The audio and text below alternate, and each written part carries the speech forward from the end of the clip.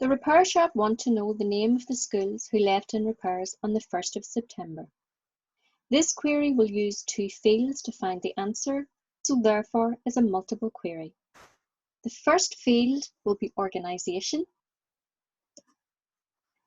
and the matching criteria will be school. The second field is date logged, and the matching criteria will be 01/09/2020.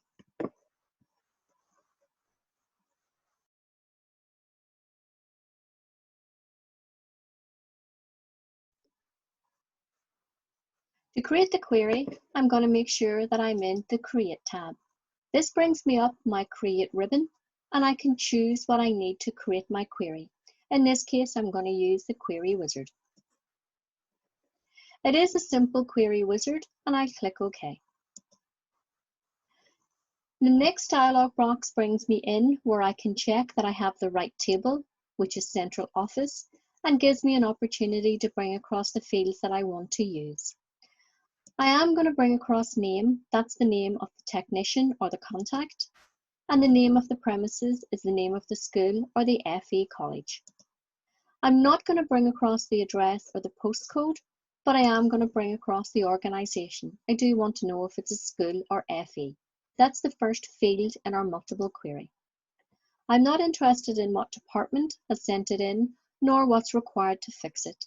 But I am going to bring in the type of computer that has been left in for repair, and I'm also going to take across the date logged. The date logged is the second of our fields for our multiple query. When I have the field selected that I want to use, I then click the Next button. This brings me into our fourth screen.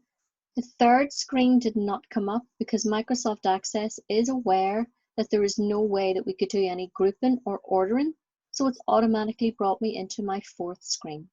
Fourth screen is where I give my query a name, and I'm obviously looking to find out the schools who left in repairs on the 1st of the 9th, 2020. And I then click to modify the query design so I can bring in whatever my matching criteria is, and I'll click for finish. That brings me back into my design view. I can see I've brought in the right table, which is Central Office, and I've also brought in the 5 different fields that I'm interested in. And I'm now ready to apply the criteria. The first part of the criteria will go with the organisation field. And what I'm looking to type in is school. And I'm going to click outside to deselect. And you will notice from having done a text query that once I bring in a piece of text, it is separated by the inverted commas. The second part of that query was date logged. So I'm going to click into the date logged, and this is set for date and time.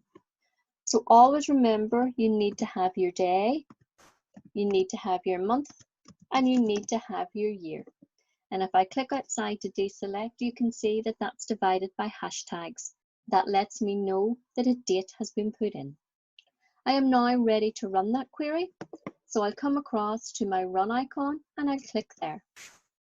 That then brings me up all the schools who have left in repairs on the 1st of the 9th, and we can see that is simply one school, and that's the William Hill School, and it was left in by Brian George.